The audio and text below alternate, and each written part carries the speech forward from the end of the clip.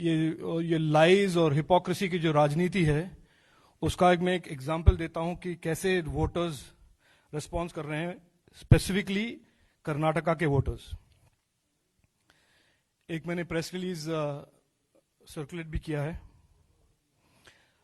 पिछले 12 महीने में, 10, 11, 12 महीने में देश के सामने 2 चैलेंज आए हैं। एक तो हम जानते ही हैं कि चाइना का जो कोरोना वायरस पैंडेमिक का चैलेंज था, और दूसरा एक बड़ा अजीब सा डिस्टेबलाइजेशन का और एक झूठ और हिपोक्रेसी और यू टर्न का एक पॉलिटिक्स या राजनीति जिसका शुरुआत 2019 से पहले हुआ था, वो जो अब भी चल रहा है। ये 2 चैलेंज थे जो हमने सब एक्सपीरियंस किया है प्रीवियस 10-12 महीने में।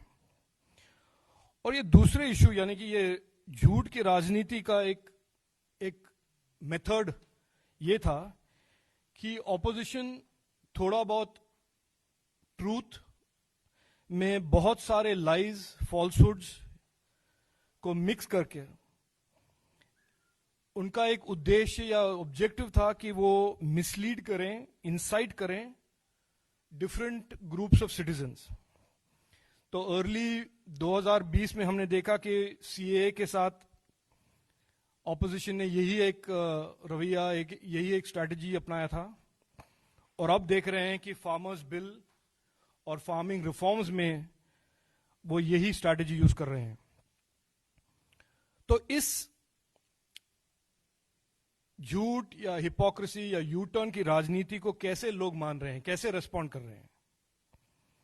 तो कर्नाटक के जो लोग हैं, कर्नाटक के वोटर्स, उनके रेस्पॉन्स को अगर आप लें, ये आपको एक इंसाइट देता है कि देश के लोग इस टाइप के राजनीति को कैसे रिजेक्ट कर रहे हैं, और प्रधानमंत्री नरेंद्र मोदी जी के एक सबका साथ, सबका विकास, सबके विश्वास का जो डेवलपमेंट पॉलिटिक्स और डेवलपमेंट राजनीति है, उसको कैसे ट्रस्ट कर रहे हैं। मैं आपको एक बैकग्राउंड दूं। मई 2019 में कर्नाटक के वोटर्स ने डिसाइसिवली एक मैंडेट दिया था प्राइम मिनिस्टर नरेंद्र मोदी जी को और बीजेपी को। 51.38% वोट शेयर से 28 लोकसभा सीट से 25 सीट बीजेपी के कैंडिडेट जीते। कांग्रेस का एक कैंडिडेट और जेडीएस का केवल एक। और याद रखिए कि ये जो 19 में कैंपेन चला था नेगेटिविटी का, झूठ का, एलिगेशंस का, वाइल्ड एलिगेशंस का, उस बैकड्रॉप में वो रिजल्ट आया था। आज आप फास्ट फॉरवर्ड कीजिए आज के दिन, लोकल ग्राम पंचायत इलेक्शन जो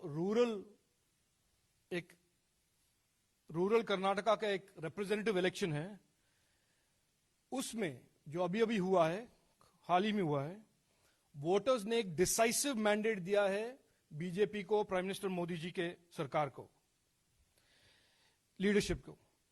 ये इलेक्शंस के बैकड्रॉप, और ये elections were held in the backdrop of the farm bills के बारे में जो फॉल्सहुड्स फैलाया गया था कि फार्मर्स को मिसलीड किया जाए, उस बैकड्रॉप में ये इलेक्शन हुआ था।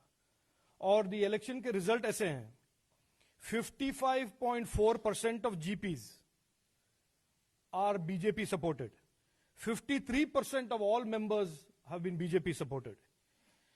यानी कि जो फार्मर्स हैं, रूरल और विलेज के रहने वाले सिटीजन्स हैं कर्नाटक में, इस बैकड्रॉप पे, इस फॉल्स कैंपेन, इस नेगेटिविटी के कैंपेन, ऑपोजिशन के इस नेगेटिविटी के कैंपेन के बैकड्रॉप पर उन्होंने ये वोट दिया है, ये ओवरवेलमिंग मैंडेट दिया है।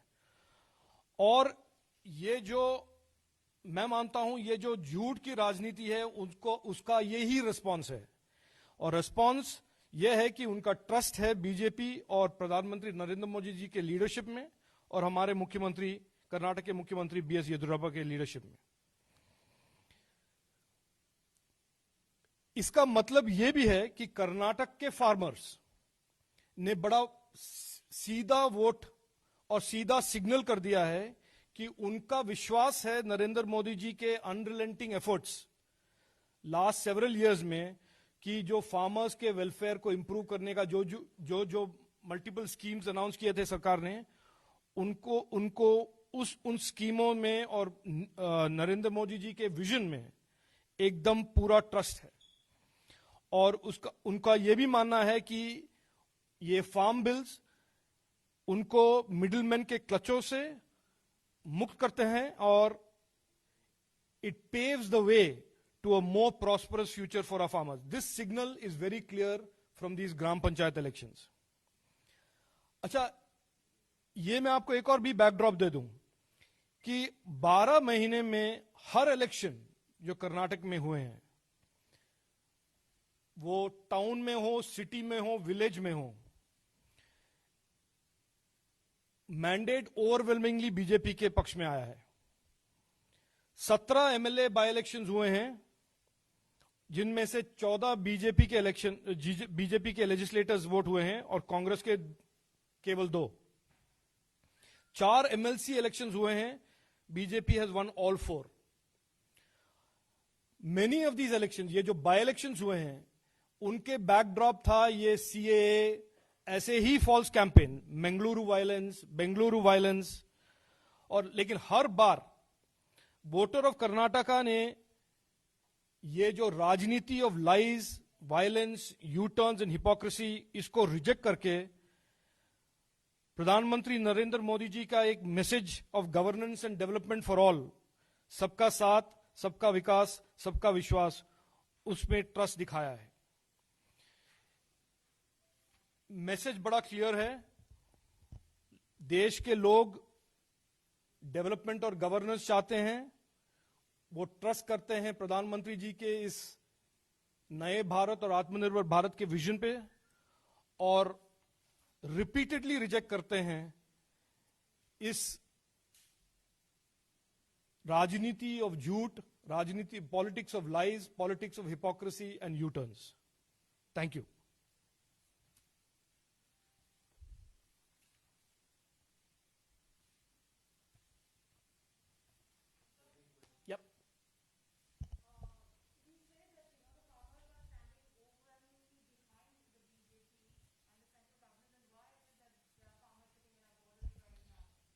No, I will not comment on the farmers' dispute, as you know that the government is engaged with them. My point is to tell you that the people of India, and I've specifically used the example of the voters of Karnataka, there is a systematic record of voters listening to these politics of lies but rejecting them. And I'm not giving you a theory, I'm giving you facts. And therefore, it seems that despite the fact that this politics of lies is being rejected, the opposition parties continue with that for whatever reason. The farmers who are today engaged with the government of India on their concerns on the farm bills, the government has put forth their views. As you know, it is all in public domain.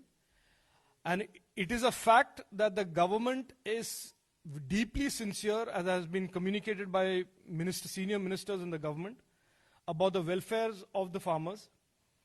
And it is an article of faith which farmers who have not, farmers in Karnataka have decisively embraced, supported and shown trust in.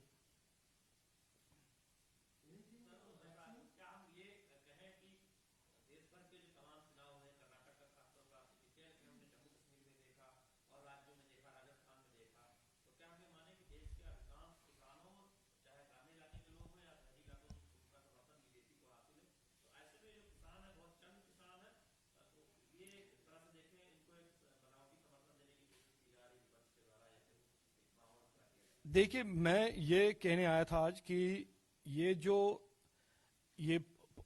कोई opposition party है, उनका एक ही मकसद है कि लोगों को भड़काए, झूठ बोलकर उनको मिसलीड करें। जो लोग फार्म बिल को ठीक से देखते हैं, डिस्पैशनेटली एनालाइज करते हैं, आप समझिए पॉलिटिक्स में नहीं है, वो भी देखते हैं, सभी यही कहते हैं कि ये फार्म बिल फार्मर्स के लिए, उनके फ्यूचर के लिए अच्छा है। उस नीयत से, उस ऑब्जेक्टिव से गवर्नमेंट और पार्लियामेंट ने इस फार्म बिल्स को पास किया था। तो मैं आज ये कह रहा हूं कि जब एक या दो या तीन जो भी ऑपोजिशन पार्टीज फार्मर्स को भड़का रहे हैं कि ये आपके लिए ठीक नहीं है, ये आपके लिए अच्छा नहीं है, और झूठ बोल रहे हैं, जैसे हमने कल देखा कि डीएमके के लीडर कह रहे हैं कि फार्म बिल्स के तहत आपके लैंड को ले लेंगे कॉर्पोरेट वगैरह। मैं कह रहा हूं कि फार्मर्स देख रहे हैं और समझ रहे हैं कि वो सच क्या है, ठीक क्या है, और जब वोटिंग के टाइम पे उनका मत देने का अवसर होता है, वो वोट देते हैं जो लोग, उसी पार्टी को जो फार्मर्स के वेलफेयर के लिए काम कर रहे हैं, और वो है बीजेपी। तो आपका जो क्वेश्चन है उसका मैंने आंसर ऐसे दे दिया है। No, I am today only addressing this issue on the yes.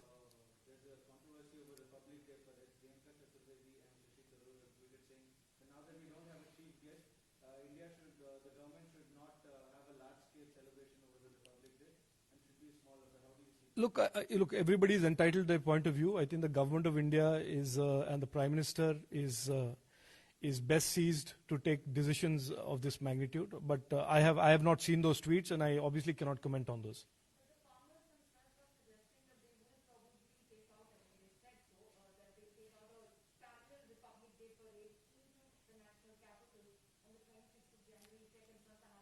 Look, my point here was to tell you the facts of, as I see it, on how farmers and indeed all citizens are responding to this trend of politics that mislead and incite people. I'm on that point.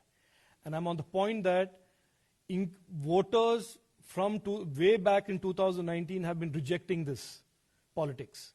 And they are increasingly embracing and trusting the leadership of Prime Minister Narendra Modi ji and the message of Sabka Saath, Sabka Vishwas, Sabka Vikas. Now, if there is, as we all know, there is an ongoing discussion and debate to clarify whatever doubts and misgivings the farmers have, the government is engaged with that. I can't comment or add anything to that conversation.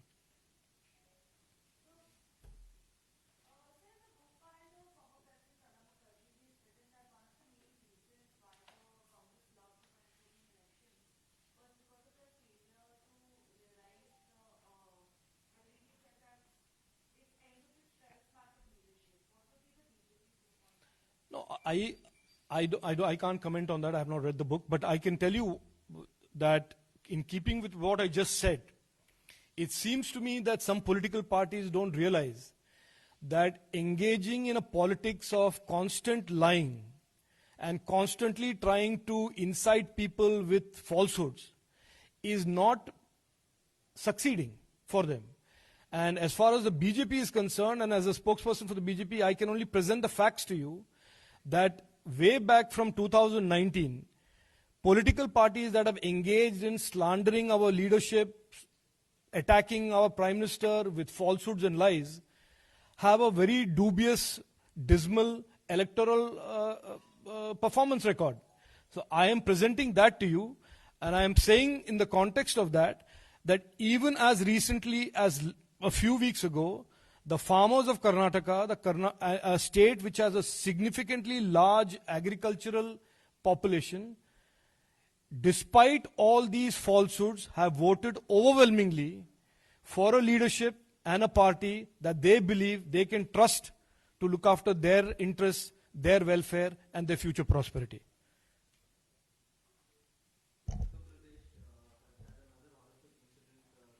No. I will stick to this topic. If there's any other questions on this, I'm happy to take it. Okay? Thank you.